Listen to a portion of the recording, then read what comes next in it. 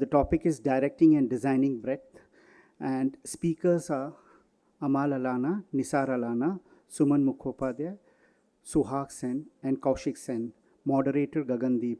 I would really like from our side, a warm welcome to each one of you, and I would request all of you to please come and take a seat.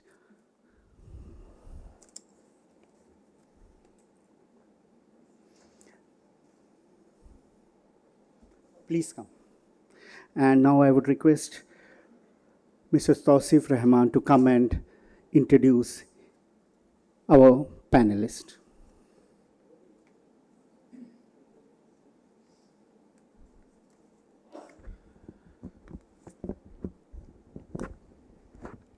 Good evening, everyone. A warm welcome to Kolkata Centre for Creativity. Today here we are going to start our second panel discussion of this grand festival called Breaking the Fourth Wall, where we are celebrating 125 years of Brechtian brilliance. So now I would like to introduce our panelists. I would like to introduce Ms. Amal Allana, a renowned theatre director. Amal Allana has directed over 60 plays for the stage, several plays and series for television. She has taught theatre design, costume for stage and film, curated various exhibitions, researched and written on theatre. As chairperson of the National School of Drama, New Delhi, head of the Department of Indian Theatre, Punjab University, Chandigarh, Amal has contributed to the scope of theatre education. The Dramatic Art and Design Academy and Theatre and Television Associates are two companies established by Amal and her husband Nissar for the dissemination of theatre. She is recipient of several national and international awards for her contribution to theatre, including the Sangeet Natak Academy Award for Direction in 1998. Now I would like to introduce Mr. Nissar Allana. Nissar Allana is a renowned scenographer, theatre designer and light designer, and has designed sets and lights all over 70 theatre and television production to date. For well-known directors like Richard Schechner, Amal Allana and others, he trained in Berlin in 1975. He was appointed fellow at the theatre department at Punjab University, Chandigarh in 1977. Dr. Allana has received the prestigious Sangeet Natak Academy Award, the Delhi Natya Sangh Award, and the Scroll of Honour by the Delhi Medical Association for his contribution to theatre and to the stage design. Now I would like to introduce Mr. Suman Mukhopadhyay. Suman Mukhopadhyay's theatre and films deal with the socio-political domain and engage in critical assessment of the contemporaneity. His explorations into the subaltern realities and his stories have given a distinction mark to his theatre productions and filmmaking. Suman Mukhopadhyay is one of India's leading theatre directors and done productions ranging from European drama to major adaptations of Bengali masterpieces and productions of Indian plays. His major plays are Tista Parer Bittanto, Mephisto, Bisharjan and King Lear. Suman has also directed 8 full-length feature films including Nazarband, Oshamokto and Herbert, which won the National Award for Best Regional Film that year. He participated and won awards in various national and international theatre and film festivals including Busan, Montreal, Dubai and Kerala, etc. Suman has also made a number of documentaries, TV series, short films and cine plays. Suman taught and directed plays at University of Toledo and Barnard College in the USA. He recently finished working with Columbia University, New York on a Fulbright fellowship. Now I would like to introduce Mr. Kaushik Sen. Kaushik Sen is an Indian actor in film, television and theatre based in Kolkata. He is the director of the theatre group Shopno Sandhani. He won a Bengal Film Journalist Association Award for Best Supporting Actor for his performance in Mrinal Sen directed film Amar Bhuban. He was awarded Girish Puruskar by the Cultural Department of the Government of West Bengal for his contributions to theatre. So now I would like to introduce our moderator of today's evening, Ms. Gagandeep. An alumni of National School of Drama with specializations in scenography, Dr. Gagandeep earned her gold medal for completing her master's with distinction from Department of Theatre and TV, Punjab University, Patiala. She has also earned her doctorate from the same department. She has got her work experience from RADA, London. For her research-based work, she has been awarded fellowships from UGC. Presently, Dr. Gagandeep has been working as assistant professor at Department of Drama, Ravindra Bharati University, Kolkata. Now I would like to request Gagandeep ma'am to start the session. Thank you. Good evening, everyone. Good evening. Because the discussion is going on since last 2 days, and I would like to take it up from one of the discussions we were having earlier in the earlier sessions, which was about, when we were saying that Brecht has written it in his scripts. But here I wish to ask that, of course, Brecht has it in his scripts, but not everybody chooses Brecht. So what made you choose Brecht? Why you chose one of his plays for direction and design, and how different it is when you are doing Brecht? And of course, every one of you have your unique experiences with Brecht. So I guess in this particular session, if we can get those unique experiences of you all with Brecht, that would be wonderful. And yeah, can we start with Nissar sir and Amal ma'am, because you two have been working as a team. So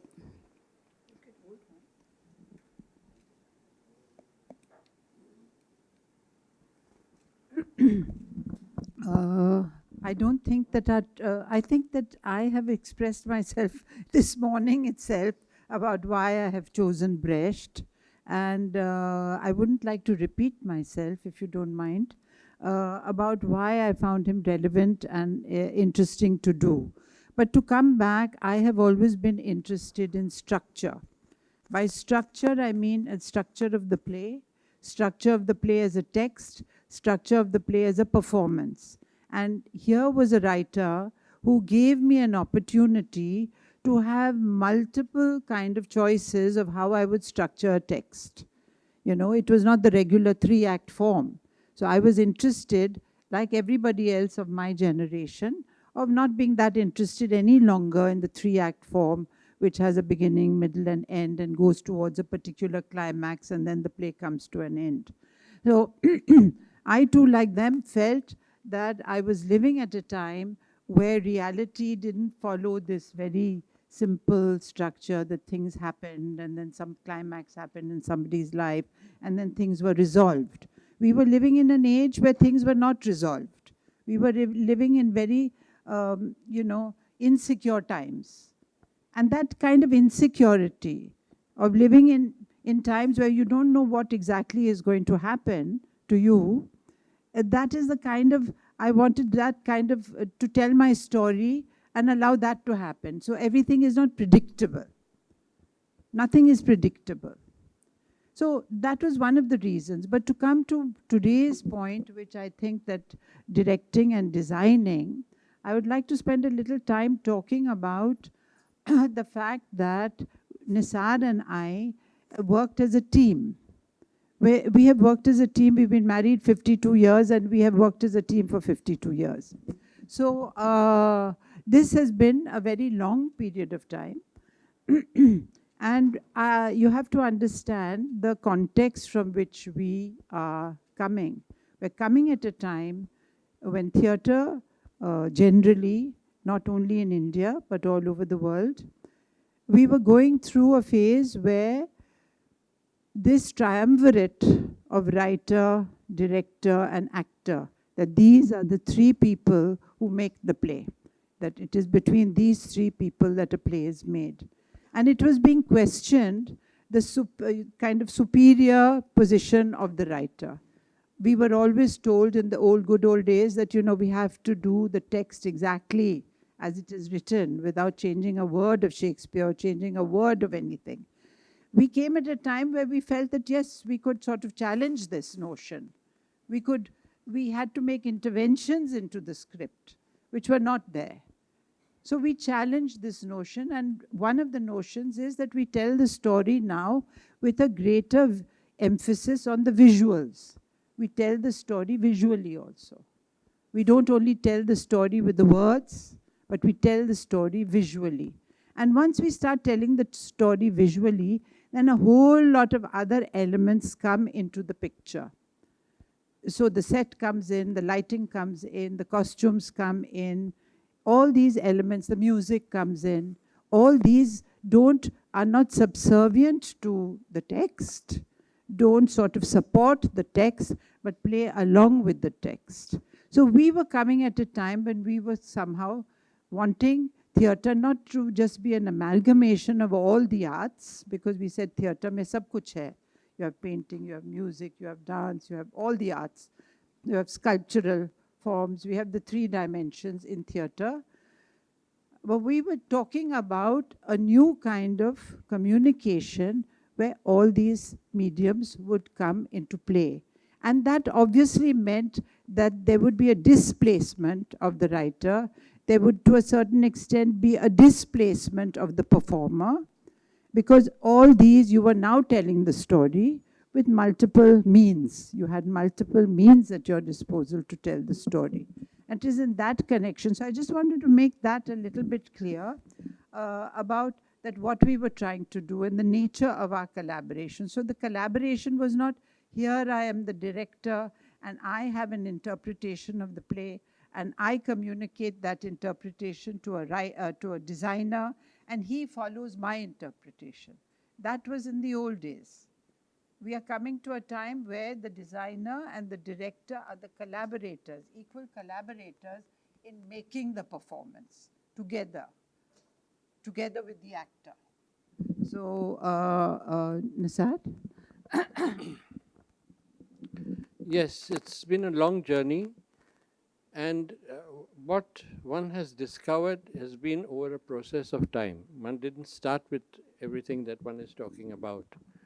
And one of the first things that one discovers is this relationship between a director and a designer needs to be a consistent and a long one.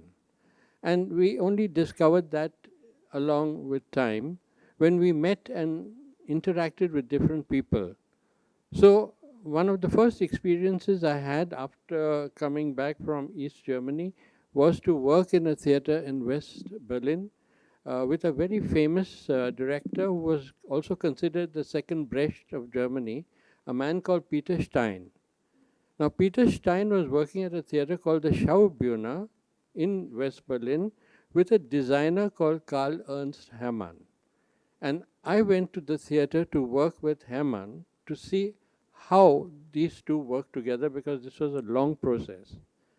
I then came across another German dancer called Pina Bausch and developed quite a strong connection with her and began to understand how her designer, Peter Pabst, created scenographies for her, which then created a new interaction for her as a dancer, and how she was also a choreographer, and how this connected with her choreography.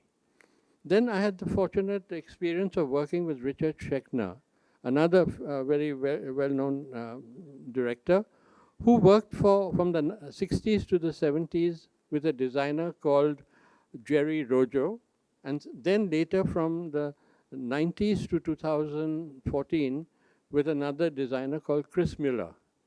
So looking at all these people and coming to work with Amal from 1971, we discovered the whole process of working.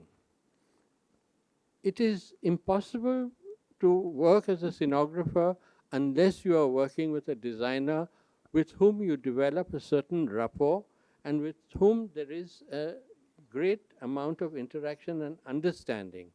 This understanding is very important because it is not about doing a set.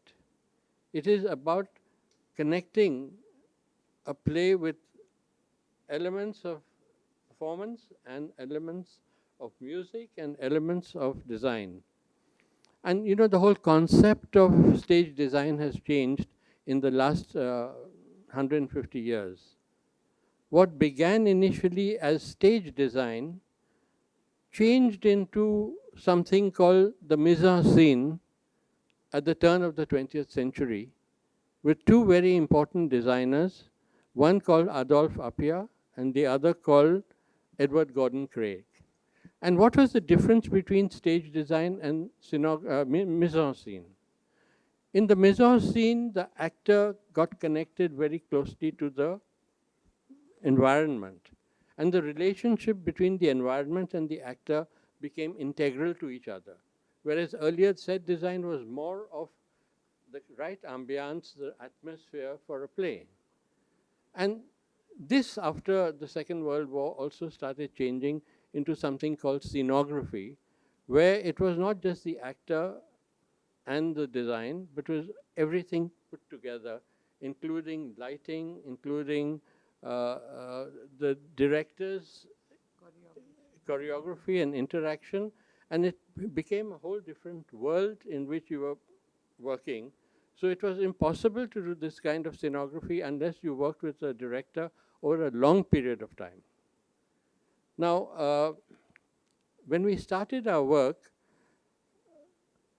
we used to discuss the play, and I used to make models and sets, and we used to talk about how the play would evolve.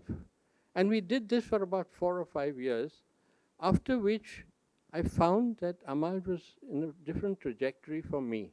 I was in a separate trajectory from Amal, and we were working in parallel directions, but we were not working with each other with the same concept of how she was directing a play. So how does this work? If you are working along a certain concept and the director is working along another concept, how does it come together? This comes together only when you understand each other and the concepts which you are following, and come to dovetail these two concepts together, so that the way the director works and the way the designer works connects through, not just with each other, through the actor. So my work became not working just with a designer, with a director, but my work also started involving the actor, and I was independently working with the actor to create a scenography which sometimes Amal did not agree with, but then we had to come to terms with this. So if you do not connect with the actor, you cannot connect with the director. Because the director connects with the actor and the designer connects with the actor, and this rubbing of shoulders is what brings you together, because the actor is very much affected by the design that you are doing. If the design that you are doing does not affect the actor, then it really has no meaning, according to me. Because then you do not reach the director, and it's not a dialogue between two people. It's a dialogue between the whole ensemble. Yeah, I think now, because there's a very short bit of time and there's so many directors here, we're going to just use 3 productions, and we're going to just show some slides and talk about them. So shall we begin with that? Yeah. We're going to talk about two Brecht plays, The Exception and the Rule and Mother Courage, the sets for those, and how we work together on those. And one more will be Adhya Dure, which is a non-Brecht play, Mohan Rakesh play, for which many Brechtian ideas emerged and were used in that production. So we can talk about that. We can go and do it ourselves. No, he's going to do it. So you want to say something about the exception? No, you want can me to first say? start describing the... Sure.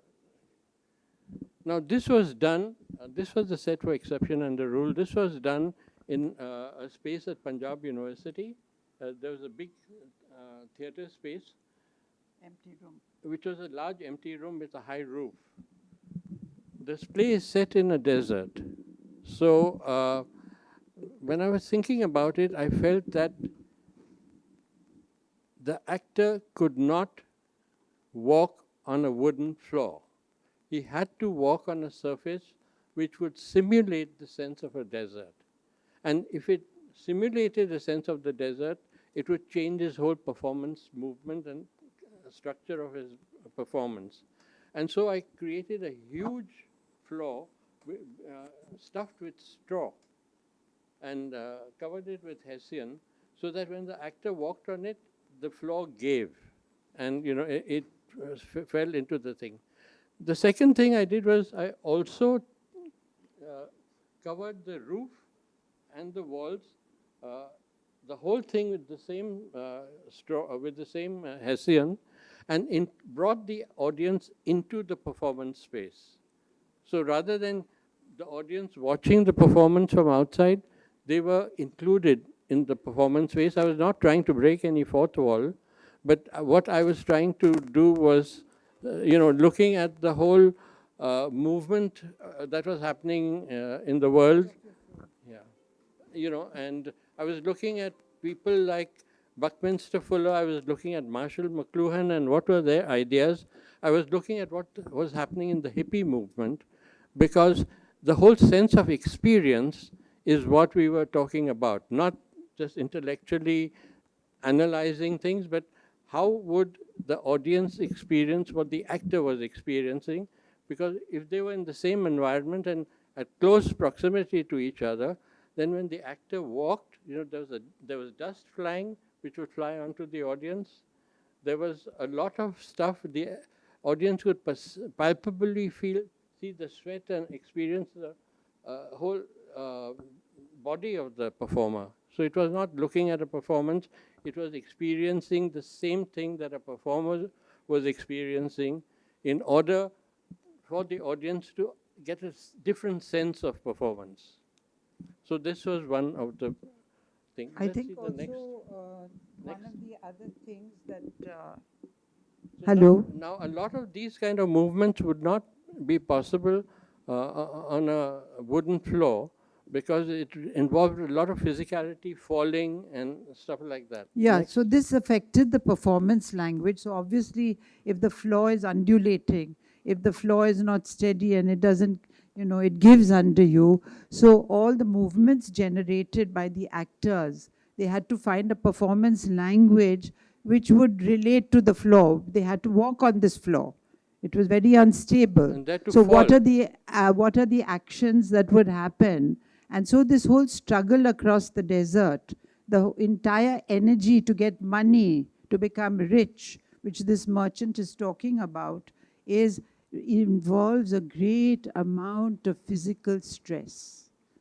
So this whole stress of wanting to own something was communicated through the body. This was the stress. It was such a physical stress. So all the movements were generated. So of course, a lot of the rehearsal time had to be spent here. Secondly, because Nissar had put the audience in the same ambience, exactly the same ambience as the actors, how do you create distance? You can create here identification. This created audience felt the same thing the actors are feeling. But now how do you move them apart? So this is where all the songs of Brecht, etc., where suddenly everybody would move out of this mode of performance, and just become themselves and then play the songs. The songs would be then related. Can you go to the next slide, please? Yeah, these were some of this is Anupam Kher. This is when he was a student, and he did the role of the merchant at that time. You can talk about the lighting. This is Satish Kaushik. At that time, I did this performance twice. This is in Delhi, and Satish Kaushik played the coolie. No, go back, please. You see the cart also, to pull a cart on a soft surface rickshaw. like this, the rickshaw, is a great deal of physical stress. And so I am here connecting with the director through the performer, by giving him a floor which he is going to find difficult to negotiate, but which in the process will create his whole action and expression entirely because the floor is different. Because the floor is a very important part of the stage, and of course we've done many things with the floor in other plays, and including nets and stuff like this, where you make the actor fly in the sky. And nightmare for the director and the actor. Okay, there was also a very steep ramp over here.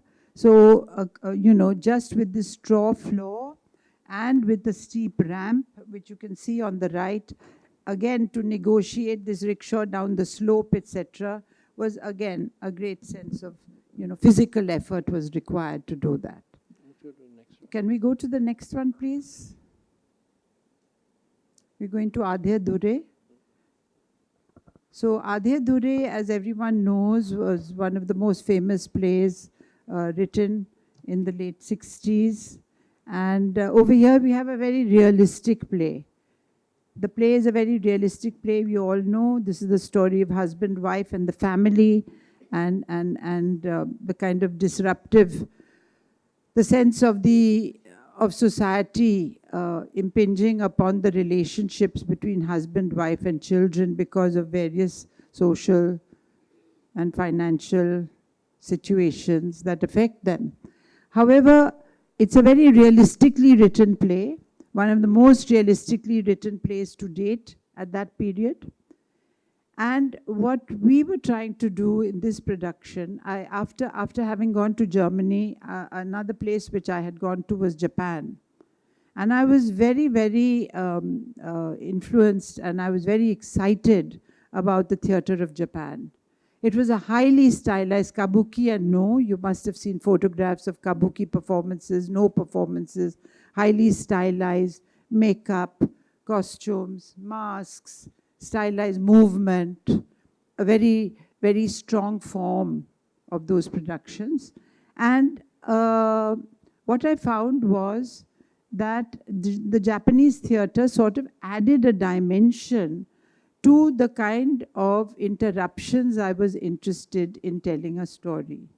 So in Adhe Dure, while I was sitting in Japan, while I was watching kabuki and no every day, I was also got the script, Hindi script of Adhe Dure in my hands, and I began slowly, because it must have affected me in some way, I started breaking up the script. I had started breaking up the script with interruptions so that the story did not move forward. One of the things I did was to get the actors to read the stage directions. So the stage directions were read out. One of the things I also did was to create, just go to the next slide, please. No, the next one. Yeah, I created a chorus on one side of the stage. There was a chorus dressed in black, in stylized black, just like you have in the Japanese theater. You have a chorus on one side of the stage which keeps singing or chanting or whatever. So I had this chorus. We wrote a song for them. And all these were actors who had to, one played the flute, one had the Japanese clappers, one played the drums, etc. One was a singer. And through the action, these people, suddenly the action would come to a halt. Either a stage direction was read, Badi Ladki Andar Aati Hai. Like this, Mohan Rakesh has given beautiful stage directions about that the girl comes in, she is full of sweat, the scooter is waiting outside, she has not paid the scooter, she goes to get a glass of water, she looks at her mother looks away. This is all in the stage directions. So this was recounted by the narrators. So the action came to a halt, it froze on stage. So this was one of the things that throughout this very emotional play, Adhe Dure is a very emotional play. Every little while there's some skirmish between brother and sister and husband and wife, etc., etc. It rises to a pitch all the time, you know, as if they're boiling over with anger with one another. Can you go to the next slide, please? Now, the set for this play, so one was interrupting the action through sounds, one was interrupting the action through speech, and then one of the other ways, the visual ways, Nissar will tell you exactly what the set was.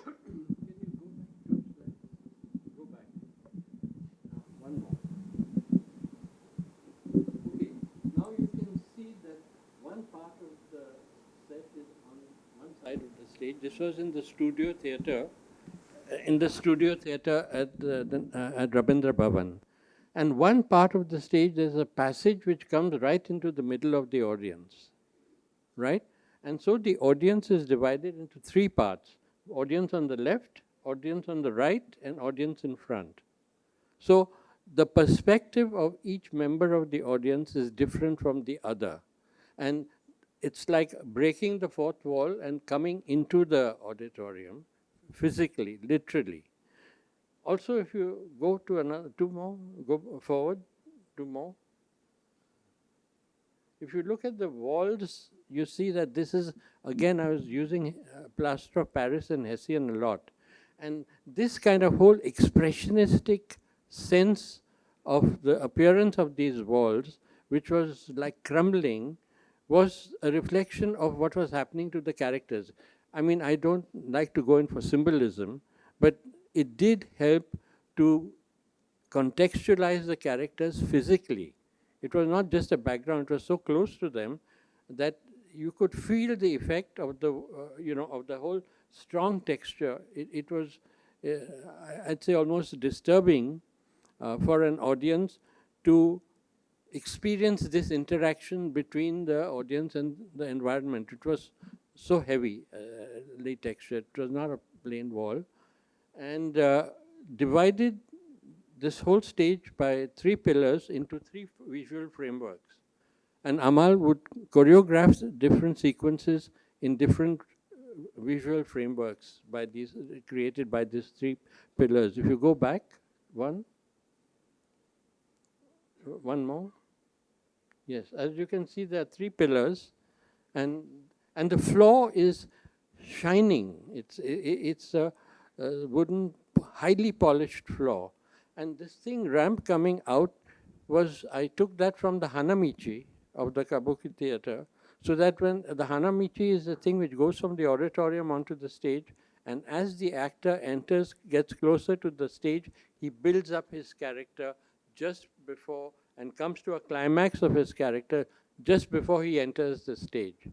And we tried to do some of this connection of building a character also through the physical structure of the set. Yeah, the entry to this house was through the auditorium. Sorry, we don't have a good picture, but if you go further, please go further. There's some more pictures. Go further. One more. Yeah, this table, dining table, chota sa dining table, this was in the audience totally. What also happened is, because it was only an 80-seater audience, it was a small room. It is a small studio theater that we have at Rabindra Bhavan in Delhi. The actors could speak very, very quietly. They did not have to shout. They did not have to project. They were like, this is the actor, I'm the audience. It is in this close. The audience was sitting this close to the actors. So that whole perception again of being emotionally within the ambit and the ambience of the action of the play on the one hand, and then having these very stylized things happening, like stage directions being read, like clappers at particular moments, climactic moments, there would be tag, tag, and there'd be silence. So, there would be unrealistic, unnaturalistic elements which were added throughout to snap you out of it. So these were some of the Brechtian ideas which were used by me. Let's just go further down. Yeah. This gave a great sense of depth. You can see the great sense of depth, So Uttara, these are all famous actors who were in this production. This production, we did over 100 shows. This was one of the few productions that went into so many shows over many years. And this is Uttara Baukar in the front as Binni, and that's Surekha Sikri at the back as Savitri, and this was Vivek as Mahendranath, and later on Manohar Singh, whom we talked about this morning, he did Mahendranath, because in the middle of everything, Vivek comes to me one day and says, "Madam, I am leaving NSD I'm leaving repertory company. I said, you can't leave. He says, no, I'm leaving. I said, why are you leaving? He says, I have to search for myself. So we have actors like that also. So next slide, please. This is Surekha again. And this is KK Raina as the sun. This is Uttara and KK. It was also double cast. The sun was double cast. That's it of this play. Can you go quickly? I think we have already gone over half an hour. Okay. So now we come to Bertolt Brecht here. Nissar, please. Yes, this was a different kind of play for me to design because I started shifting emphasis onto lighting. And if you are going to make lighting a major emphasis in your work, then you had to treat the set in a certain way so that the light could work with the set. It's the first time when I was working that I found that I had to create two lighting systems. I painted the whole set silver. This is Mother Courage. The whole floor was silver, and there were these rock forms which were on the stage. There were two things about this, is that because the floor was silver, it was highly reflective. So I felt I had to create two systems of lighting, one for the set and a separate system of lighting for the actors from the sides, so that the light of the set would get absorbed on the actors, but the light on the actors would not touch the floor as much as possible. Not only that the side lighting that was done in 4 zones of light. It was not just generally side, and each zone had a slightly different color. So if there's an actor in one zone and another actor in another zone, had you lit them with white light, the distance between them would look different, would look literal. But because of color, blue tends to recede and amber tends to come forward. So you were playing a little bit with distance and space, also in dividing the actor's physical appearance to the environment. And since this thing was about journey, these rock forms with every scene kept changing. Those big forms came into the middle, the small one went into the side, and then new forms came on there. And the whole movement took place not in the actors, they were on the stage, but the whole environment started changing, and you could see that sequentially it was moving from one to the other, and there was an order of that sequence of movement. So it was different kind of preoccupations at that time that one was following, and the emphasis was started for the first time for me to get into lighting in a different way. I had to find my own way of lighting through these productions, and this is what excited me. Okay, for me, what the set was that this was we're talking about a war, we're talking about devastation, we're talking about annihilation. So what we have over here is absolutely a wasteland. Sab kuch khali hai, nothing grows over here. Everything is stark, everything is barren. This is the end of the world. This is a moonscape. And they're just these kind of lava-like frozen forms which Mother Courage keep coming onto the stage and give the sense that she is passing through different landscapes.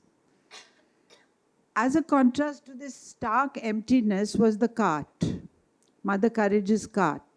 So if you just go down a couple of slides.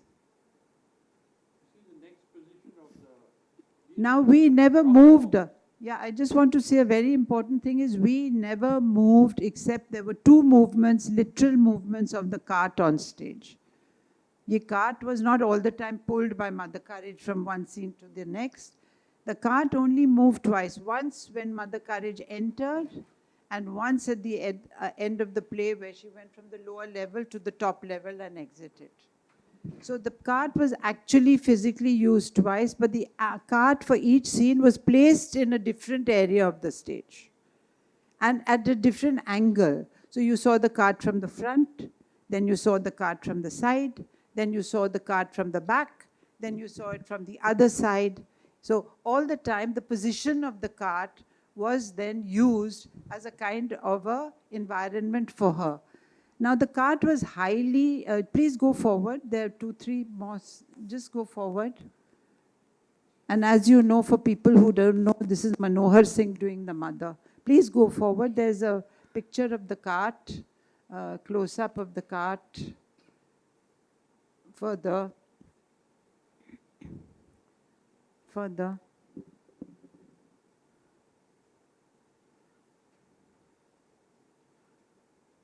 Next, please. Yeah. So the cart, as you can see, it took months to make, and we had to have these wheels specially made, and the entire cart specially made for this, and of course aged, etc., etc. And this whole leather bit which went across the top and covered, and all the stuff and the properties in the cart. Now, this was a very detailed description of the cart. We saw everything, the spoons, the forks, the bottles, the boots, the saucepans.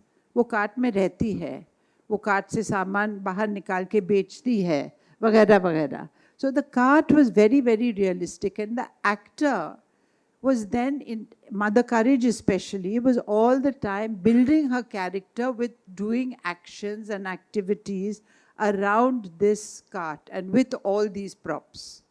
So Manohar Ji spent hours and hours. Maybe he would be threading a lace through the boot, some old boot. He would wind that action of threading the lace through the boot into the whole performance. So his whole performance was very, very detailed and realistic, and the rest of it was all very stark. So he built it out of these building blocks of actual activity that had to do with all the objects on the cart. They were all used in one scene or the other. And at the back, in the first slide you saw, there was a sun which never sets. Just go back. I thought that was in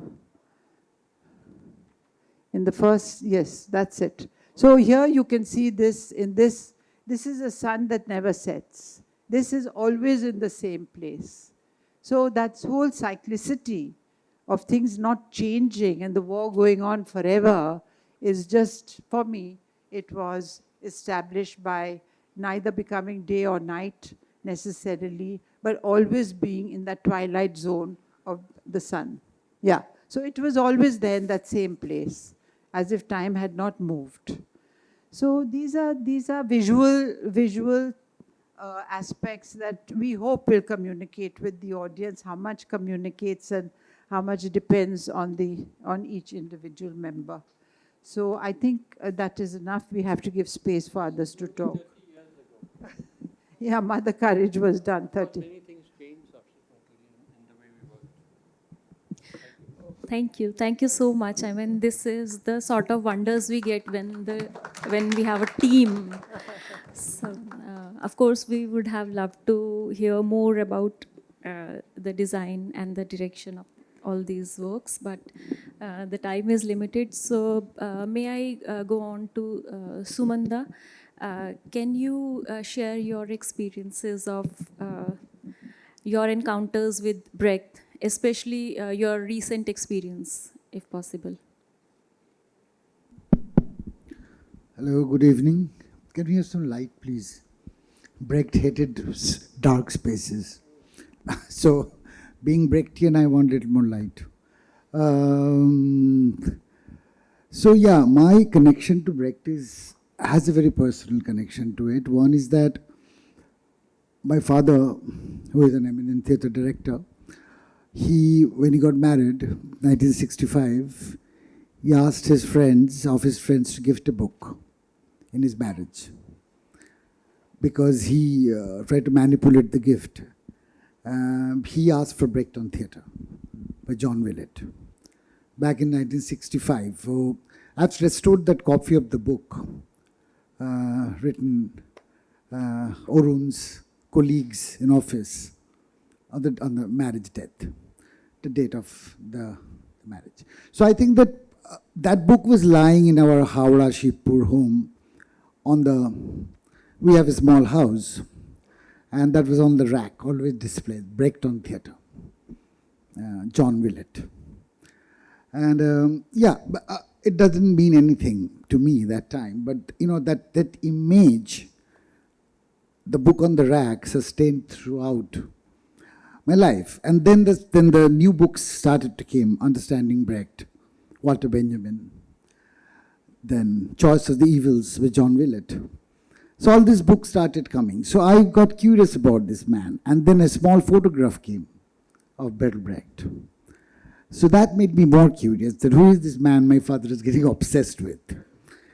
And then, of course, Madis Shongbad came in 74, which is my father's first play, and kind of celebrated as a kind of Brechtian exercise on theatre. So I think that I don't know how many people in this room have seen Madis Shongbad, recently produced again, but Madis had a kind of, that Brecht bought in 1965, Brecht on Theatre, was kind of influencing my father to kind of get into the mold of, and how the dramaturgy of Brecht, how the spatial temporal manipulation of Brecht, and the class consciousness of Brecht, the historical rhetoric of Brecht and the political rhetoric of Brecht, that came into the body of the work. So what I believe the mostly important in the Brechtian world, the Brechtian universe, if one goes through his work throughout, then I see that Brecht, of course we know about, he tried to create an anti-Aristotelian model of not going, like fragmenting a play temporally and spatially, interrupting, not giving too much space to emotional involvement, but to more appeal to the intellect and thinking. That was his theory, of course. And bringing the historicity, the historicism, and the class consciousness. Putting light on a certain class, rather than, the changing in the discourse of dramaturgy, a kind of intervention into the historical thinking, the paradigm of certain kind of historicity, and bringing and he was very influenced by Marx and Engels, of course. That made him a different kind of thinking process, which he called epic theatre at the beginning, but the very end of the life, he was changing that name to dialectical theatre. The very end of the theatre, when he was kind of tired, and when we go through his diaries and his personal notes, he's again revisiting his earlier thoughts as a young man, and again changing it, confronting it. It did happen to Stanislavski also, on the end of his life, close to the end, they're rethinking about their thought process, but that is not the question. But the main thing is that what Brecht brought into the dramaturgical intervention, and in using the text as a thing, like he was adapted a lot of things. His famous plays are adaptations, like Threepenny Opera is an adaptation of Beggars' Opera, British play. His Schweig, he of course wrote many original plays, but you can see there is a lot of influence of the German classical literature, world literature, and how he's changing it, how he's bringing that new shift of energy into the text, into the dramaturgy, which is also performative. So that was his great contribution to because he as a thinker has a very definite way thinking of dramaturgical elements, about his stagecraft, scenography, music, lighting. He was very particular about those things, right? What he did want. So you will see that he worked with the same kind of people throughout his life as music directors, right? Because he wanted a certain kind of music. But the problem, the interesting thing is Brecht's entire dramatical world, his world of theatre, is that he never disrespected but twisted. He twisted in a different way, and he is very open in borrowing and taking things from people. He used to take things from any people and said that I have right, you know. It's like, again, when Godard, another filmmaker who was very much influenced by Brecht, he also said that, you know, it is nothing, there's no problem borrowing things. The issue is that where are you placing it, right? So you can borrow, take theft, you know, plagiarize for anything, but the placement of thing, where you're putting it is very important. So Brecht believed in that, putting in a certain context, and that is the class consciousness. You see that how in all his plays, what kind of people are getting the historical, what I would say, the historical justice. In terms of that, what kind of people are protagonists in his plays? Who are the people of the protagonist? And what class they are coming from? And he was never been emotional with that. You know, it's not about, you know, my working with Nabarun Bhattacharya very closely in cinema and theatre, who is also a person who is absolutely writing things for subaltern, a class consciousness, political person, but he was never sympathetic. He was analytical. He was bringing that history, reversing the history in a way, but never being sympathetic. He had a certain preference, but doesn't portray a kind of romantic, you know, image of that class. He was showing the dichotomies of that class. He is revealing the problematics inherent in a class, in a society. So it's not about romanticization. That was his greatest contribution to dramaturgy. How he bringing that. Even when he's working with a person like Galileo, who is one of the rare characters who came as one of the major figures, Galileo, life of Galileo, he was using Galileo as a completely from different perspective, and how he wanted people to hate Galileo, how he wanted people to hate Mother Courage at the end. Now, people might not agree with his point of view, but that's how he wanted. He was saying that the person who actually did injustice to science by saying that what have, you know, when Church shows him the machinery of torture, he recanted, right? So that was the thing one Brecht wanted. Like, this man actually taken science 100 years back. You should hate him. So I think that he was always thinking about the process of history. That was his dramaturgical, his performative, even what is this difference of designing Brecht or adapting Brecht for stage? So that process is important, the historical process. That if you are actually talking about the Brechtian aesthetics, which is a radical dialectical aesthetic, so that dialectical process must also reflect on the scenography, on the lighting design, on the acting style, on the costume design, the interaction with the audience, how we are, the frontality of the audience, of the actors. And he has very different notes on what kind of actors he wanted for his plays.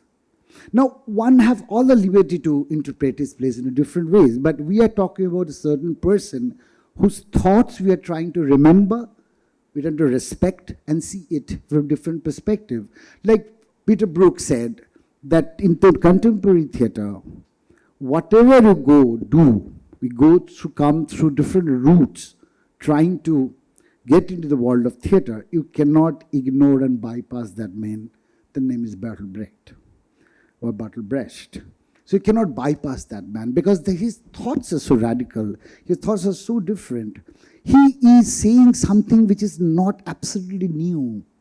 He was taking things from different cultures, from Chinese culture, from Japanese culture, from even American culture, the other European cultures. He was adapting, he was taking. He was so open.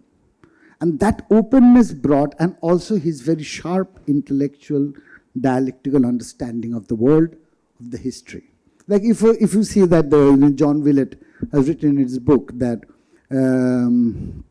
as a childhood, why Brecht is from the very childhood has a different kind of approach towards any kind of historical reality or personal reality, is that he was in a French class and one of his friends was in Italian class or something like that, and both failed. So the teacher gave red marks under the failed subject. So his friend tried to rub off those red marks and immediately got caught because somebody took it behind the light and saw that there are erasing marks on those red marks. But Brecht did a different thing. Wherever he passed, he also put red mark on them and took them to the teacher. Well, he made a mistake. Look, you have put in red marks on my past numbers also. So he was so apologetic and he passed him. So I think that what Brecht thinking, that he was actually always thinking from the reverse order. He can see the thing from downwards. He can intervene, he can interject. He can, and actually that was his main, that he's always subverting. Subversion, provocation are the two things which Brecht did, the performance. Because, very interestingly, a few months back I was talking to Anne Bogart, the famous theater director from US. I have seen a production of Jungle of the Cities in New York. She did a couple of Brechts. And she was telling, look, in Greek theater, people used to talk to God. Then many centuries later, people thought, the actors thought, oh, there's somebody standing beside me, so we have to look at him and talk. And they only started talking to them. They forgot that there's an audience. So the fourth wall came. And then he was asking what about Indian theater. And then again we thought, oh my God, we are only talking to our co-actors. Now let's talk to there's an audience. So Brecht brought that back to the history of theater. Oh, no, there's someone else, talking in front, standing in, sitting there, watching us. Let's talk to them also. So I think that this is what, and that also the design elements, Brecht always used to say that, let my props, he has a poem about an actor choosing a prop, a hat. An actor is looking for a hat. How many hats he went through?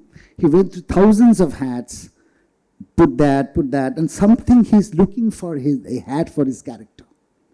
And finally, he's still not happy with the hat he got, but it's better than the other one. Oh, he said this is the actor of the contemporary times, who is looking for the right kind of hat. And then he said about Helen Weigel, of course, one of the greatest actresses of the world stage, but also his wife, that how Helen Weigel, for his Mother Courage character, chose each and props and costumes so minutely. So what I want to try to make, that while doing this play for KCC, which is Bechara Bibi, we had a work in progress performance yesterday. We are doing our first show on 3rd. I was revisiting this entire thing and thinking that what is this dialectical acting? What is this approach of acting like, which he said alienated acting, a sense of alienation which he asked from an actor, that alienation, not to get involved but demonstrate. And he has his many examples that how to demonstrate a character, not being the character but demonstrating. But if you see all the folk cultures of the world, of Indian, forget it, they're all demonstrative actors. All of them. If you see the folk performers in Japan, in China, in India, wherever you go, in Latin America, they're all demonstrative actors. There's nothing he's saying new, he's saying that bring that.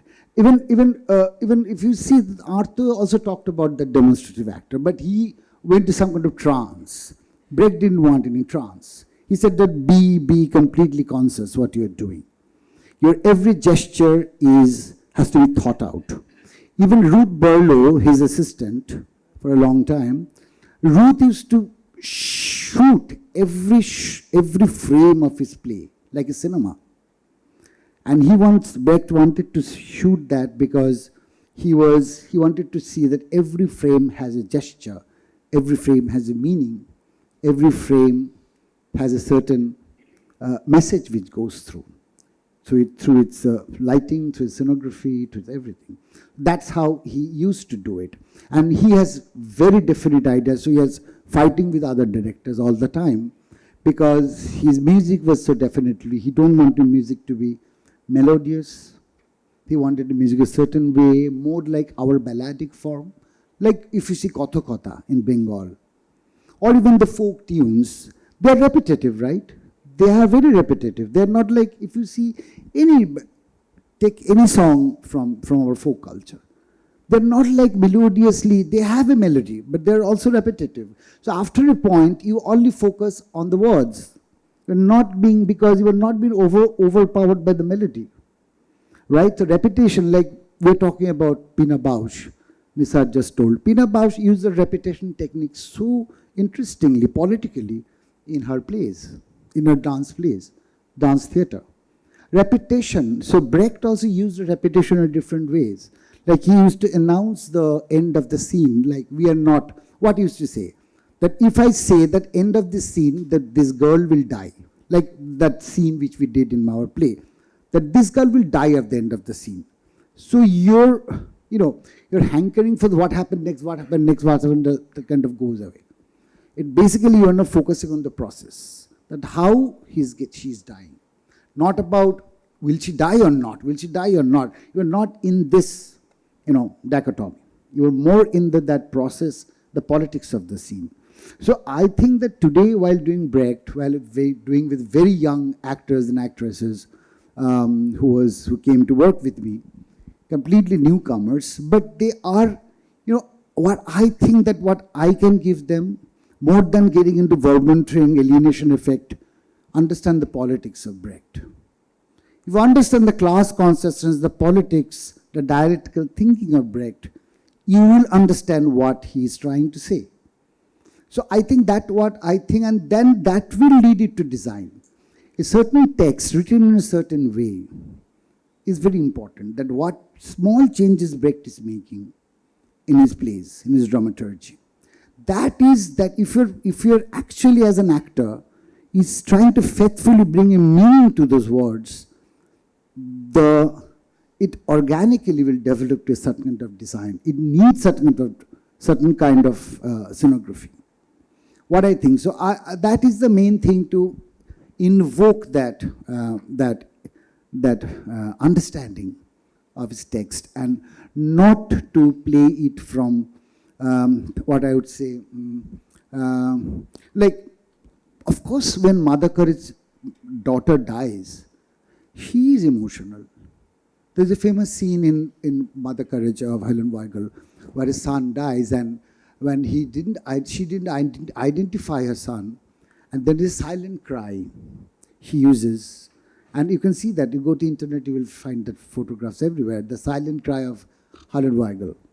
And she took that from Picasso's Guernica. Brecht saw the painting, Guernica, and there's one mother sitting like that. You can go to the painting and see that actually they're taking that thing from the painting of Picasso. So this is what Brechtian model is. He's using that, same body gesture, taking from paintings, taking from sculptures, and bringing meaning to it. And Guernica is also, very importantly, a very political painting. So I think that is what I think that today we are tending to lose out to understand politically, seeing history from Brecht's point of view, seeing the class consciousness of Brecht. And that consciousness of Brecht is actually developing a new kind of dramaturgy, new kind of scenography, new kind of lighting design. And that's why Brecht was against too much lighting effect. But these are all his own paradigms. If you're doing Brecht today, I think do it your own way. But don't forget, don't try to undermine his political consciousness. Doing Brecht means that you have to be politically conscious. You have to understand his political thoughts. And why Godard's films are different. Because I think that there's certain kind of political thoughts coming in then, and he wants to interrupt. He wants to show people that this is a cinematic process. Don't get involved in it. But that is one point of view. But still I think that history and consciousness, the two important things, and today's actors, today's designers should be aware of this. Without historical notion, without understanding history or having political consciousness, you cannot do Brecht. Thank you. Thank you, Sumanda. Your talk has been actually making us more and more inquisitive. There are so many questions in all the minds, but time is limited, so I'm moving to, okay, Kaushikda. Of course, we would like to know your personal experiences, but with that, if you can share like how Kolkata or West Bengal was taking Brecht, or how it was encountering Brecht. I'll try to make it as short as possible. I was introduced to Brecht just like Schumann through my father. My father was one of the most important actors of Utpal Datta's Little Theatre Group. He was the hero of the famous play Angar, later on Nicher Mahal or Lower Depths, and he was with Mr. Dutt till Ferrari Forge. And after that, he formed his own group. And I heard about Brecht from my father, and one day he decided to do A Good Woman of Shezwan. He translated that and did a play called Bhalo Manusher Pala, Bhalo Manusher Me. And he made it huge. And why I remember that? Because he did only one show of it in Kalamandir, and later on, the financial burden was so huge, his group broke. His entire comrades left him because of his experiment with Brecht. That was in 1972-73. Later on, he did some other plays to start off with new boys and girls. But I remember Brecht, I remember Bhalo Manusher Me, because his group called Theatre Guild broke away because of his personal encounter with Brecht, the way he wanted to do it. Later on, I got much more curious about Brecht because of the kind of acting he was talking about. And this was also another kind of a personal experience which happened in the year 1998 when my son was born, Riddhi. That year I was having an acute financial crisis. I was always a professional actor, and I had no work that whole year. So my wife Reshmi, who is one of the principal actors of my group, she was selling out her ornaments one by one and running the family and as well as running the group. So I had no options, but by that time I was already quite well known as an actor, so I had a lot of trouble to go to people and ask for work. So what I did, I got an offer from Jatra. So I accepted that immediately in 1998.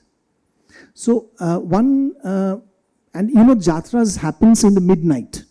It starts in the villages of Bengal, various areas of Bengal in the midnight, 11 o'clock, 12 o'clock in the winter. And one day I was performing in Mednipur, and I was playing the lead role, the hero, and I heard from a very close distance an audience, a very older person. He came up to me while the performance was going on. He just came up to me and he said that, remember us, you're looking at only that place, because I'm from theatre, so I was looking straight. And you know, Jatra is three-sided. And that old man, he told me that, look at us. You may be the hero of this Pala, but we are the audience. Look at me and talk. And I realized, and I started forming my steps, my movements, my dialogue, my everything according to that. Later on, when they had, you know, we have ramps in Jatra, not the steps, the ramps. And it happened number of times that when I was going up and down through the ramps, many people used to say, where do you stay? Oh, you stay in Kolkata. Which place? What is your father's name? And the moment I enter that space, they accept me. They accept me as a character. So I found, yes, this is Brecht. So this is absolutely Brecht. So I was reading a little bit of G.P. Deshpande's articles, Dialectics of Defeat. Very interestingly, he said that due to the 3 economic developments in Maharashtra, there were certain facilities which happened in Maharashtra, for example, in Pune. And he was saying that till those economic developments happened in Maharashtra, the principal cultural propagators or the supporters of Maharashtrian theatre at that time was the lower middle class people. But after that, it changed. The new, economically well-established upper middle class came to the front row, and they had no memories about their past. Only they had is nostalgia. What G.P. Deshpande suggested that this part of the country accepted Brecht through that nostalgia. In our Bengal, we accepted Brecht more politically because of, the long history of the left movement in this part of Bengal. So Brecht came to Bengal more as a revolutionary, more as a communist than as a form. And here I would like to mention a little bit about my failures. I did 2 productions, 2 encounters with Brecht, and I must admit that I failed miserably. Only thing is that I improved myself as an artist, as an actor, as a director. Some of my actors played beautifully, but otherwise I don't think I did much. I would be very brief about those two productions. The first one was Dushman number 1, which was adapted by Suman Mukhopadhyay, and he was generous enough to give that adaptation to me. That is the adaptation of Irresistible Rise of Arthur Rowe. But the time was very important. I always wanted to connect my time. I wanted to address my time, whether I'm doing Shakespeare, whether I'm doing Brecht or Ibsen. I wanted to connect time. In the year 2002, we had Gujarat riot. So in 2003, everything was changing in the entire country as well as in West Bengal. We know that the political party which rules Bengal, they have a very slippery kind of a political identity. But we can't deny that the rise of the RSS in Bengal started when the left front was fully here, fully in power. We cannot deny that. RSS was slowing, spreading their arms, their wings in the left regime itself. So in the 2003, that was quite evident. So we wanted to do The Irresistible Rise of Arthur Rowe. And I was more keen on the political Brecht. Later on, much later on, in 2017, we did Nirbhaya, which is another adaptation of Mother Courage. And here a very interesting thing happened. When we were doing Mother Courage, now we know that the right government was there. I mean, Modi ji was here in the country. So we wanted to, very badly we wanted to do Mother Courage.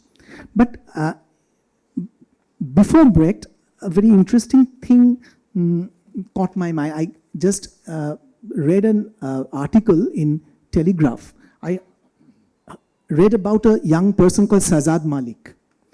Shahzad Malik was a cartoonist.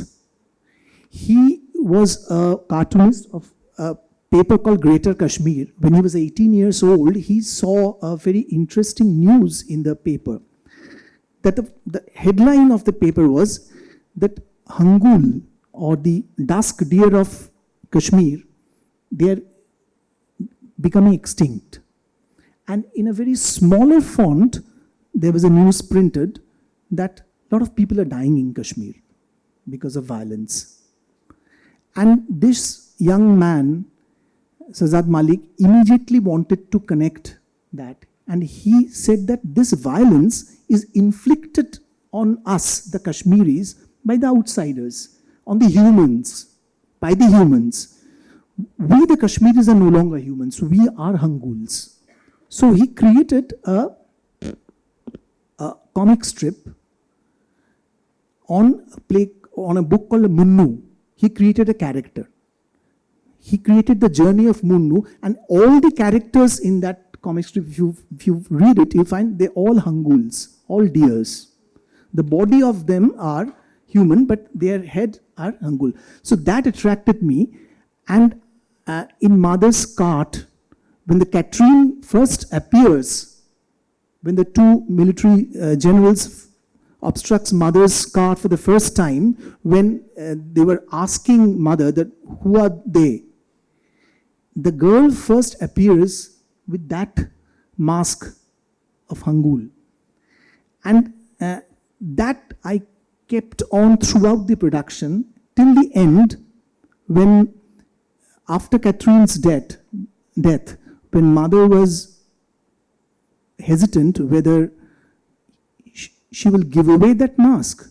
Later on, she decides, she might sell it later on. So she decides to keep it and moves on.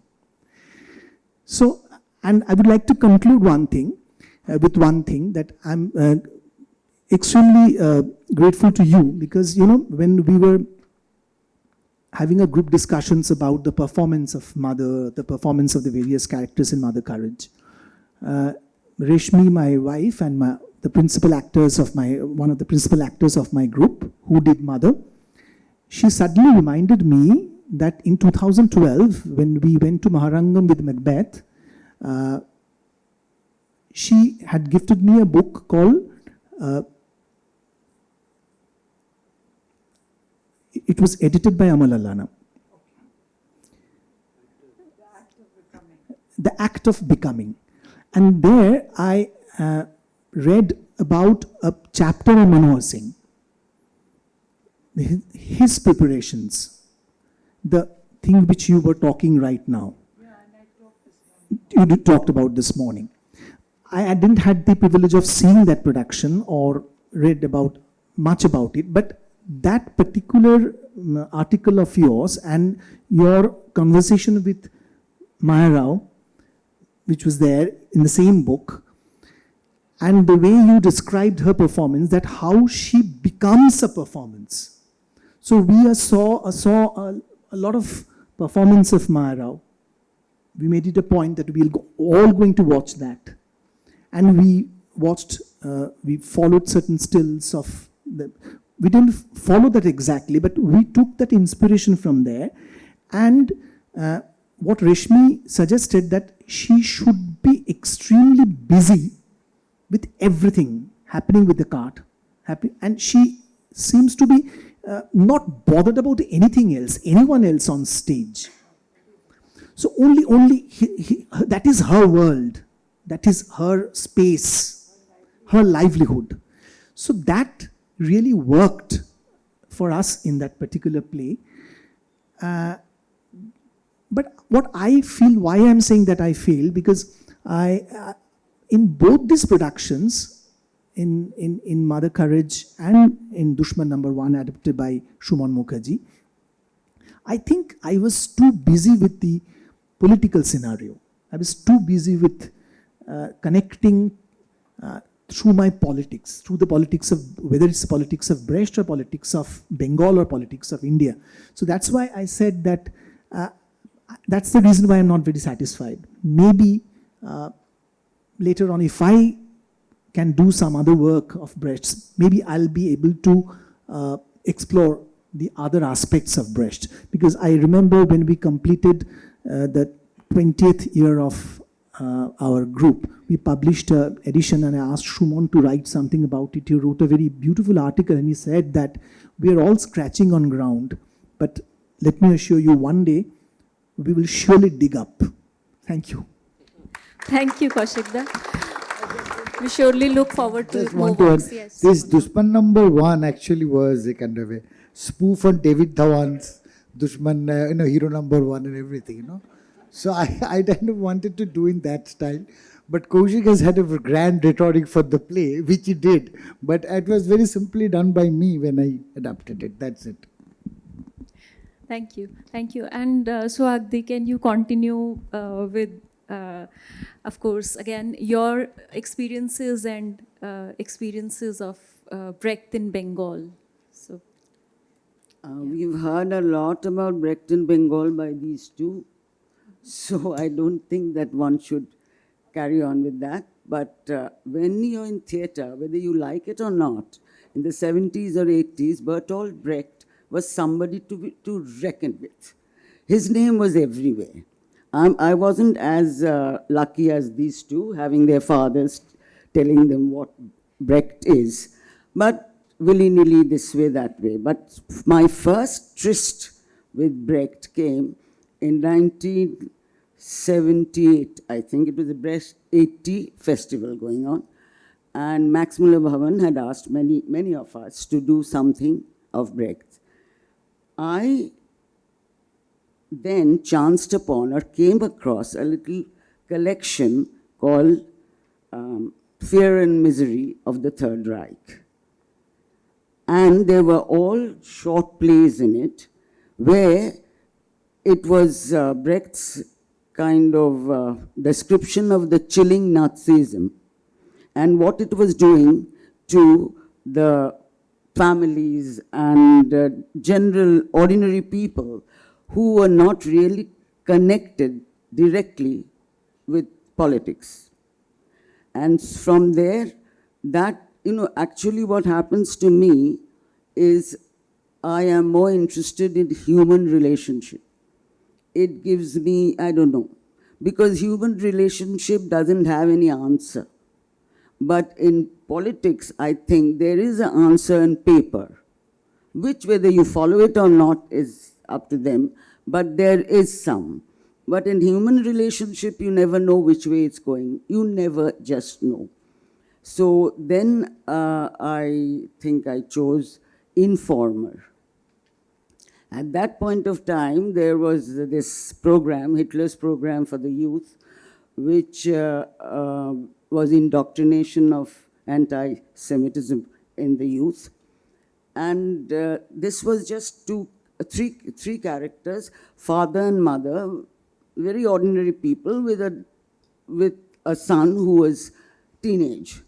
And they were not sure whether he was actually the informer, whether he was with the Nazis, and they became very scared and very skeptical of doing whatever they were doing, whether it was wrong. And that was a very, very, uneasy situation. Just to think that your son can tell on you, which is, I thought that was kind of horrendous. And okay, that was the one I did. And then later on, I found out about Brecht. I read about him and his way of doing theatre and bringing a great change in the theatrical form. And but I didn't ever direct anything like that. So I can't, share with you all those stuff. So my next connection to Brecht was with Caucasian Chalk Circle, but by default I was doing Grusha. It was done by Theatre Front, and it was directed by Shubhroto Nondi, because the actress who was doing Grusha had some problem, and so she had to leave. So I just stepped in. So I wasn't there when that play was being built. So I just came in and I was doing whatever, and I was very much taken up by Grusha, and with her love for Simone, and wanting to take the child Michael and bring him up and all that. But later, in retro, I start thinking, what kind of play was that? That didn't have a narrative which was linear.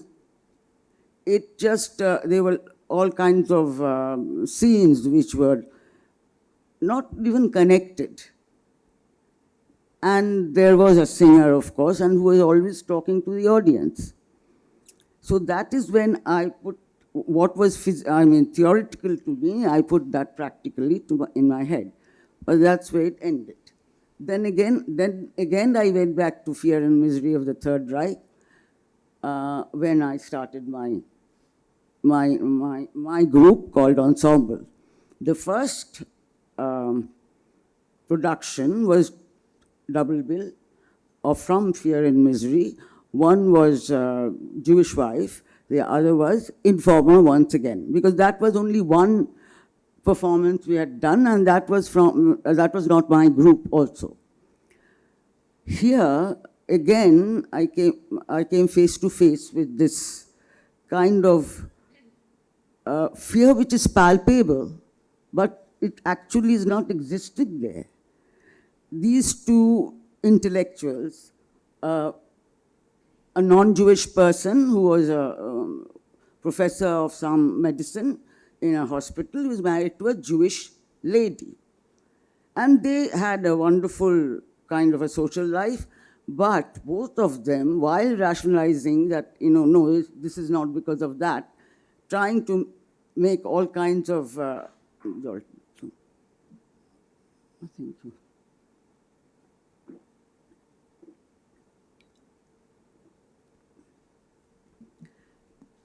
making excuses for the difference they were, feeling in their social group. So this, though the husband always was saying, don't be silly, it's fine, we will stay the way we are. But she could feel that the husband was being, superpassed by juniors. Because maybe nobody was talking about it. That's the fear. And then one day she thinks that, no, I will leave. And so she tries to tell the husband. She makes all kind of arrangements so that nothing can go wrong with him and his day-to-day life. So she says that she'll be going away for about a fortnight or something. The husband walks in and the husband tries to tell her, why are you doing this? She says, no, it's not that. You should be by yourself and find out what actually is going wrong. And I'll be only going for 2 weeks. And in the end, the husband passes her the fur coat, which within 15 days she wouldn't need. Maybe after 6 months. That was telling. Yeah, that was telling for everybody. To her, of course, but people who were watching the play, to everybody. And in this place, it wasn't, the epic theatre. It was the pain he wanted the spectator to feel also. So it was no breaking of the fourth wall, nothing. It was things like that. Anyway, that was enough for me. After that, again, Max Muller-Bhavan came in 98. It was centenary year. So they asked us to do a play. So I was wondering what to do, because there have been masters who have done plays of Brecht and who have understood him totally and have really, the performances have been lauded and they were beautiful and I liked them, but I didn't know whether I could handle one. I didn't know. But then I chose one called the 7 Deadly Sins of the Petty Bourgeoisie. And it was a play which was 17 pages. It had songs and the situations were written, but then there were no script. And so I had to write the script according to the situation. So I don't really know whether it was Brechtian. Really, very frankly, I'm not sure whether I did justice to it. But once again, it was not totally didactic and totally political, But it had something to say. In Louisiana, there's this couple with 2 sons and one daughter or 2 daughters, we are not even sure. Because this says Anna 1 and Anna 2 are 2 sisters sometimes, but Anna 1 and Anna 2, these 2 protagonists, could have been the same person. So it was a bit of a mix, which of course we were enjoying. And they sent, not the sons, the good for nothing, but these 2 girls into the world so that they could do something and bring back money to build a home in Louisiana. And of course, they were very God-fearing, and they always told her or them that they should not commit the sins. But the play was delightfully sinful. They went from there. Yes, yes. Anna 2. She was one of the main actors. And this is quite, funny. But they go through and they commit all the sins and things like that. But in that, there was always the breaking of the scene and breaking of the 4th wall. That is the limited way that I had experienced Brecht. But, and Brecht, as Kaushik said, that was more welcome in Bengal because of his leftist leanings. And now, looking at the world, looking at the scene, the political scene, I think Brecht is going to be here for at least another decade. Thank you.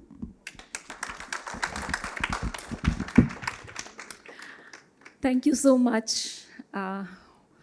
When 5 stalwarts like this are there on stage, so no wonder as a moderator I do fail. But thank you so much. Thank you so much for being courageous enough to even share your failures or share your conflicts or share your confusions. And thank you for being there as a generation, for being there guiding us.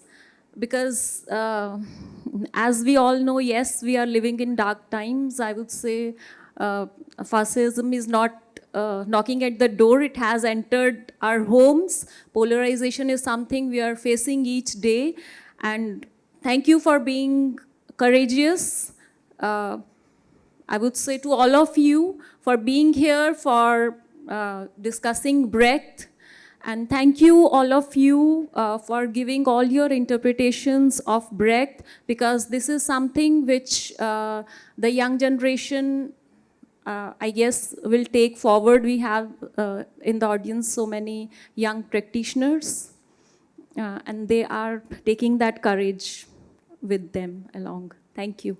Thank you.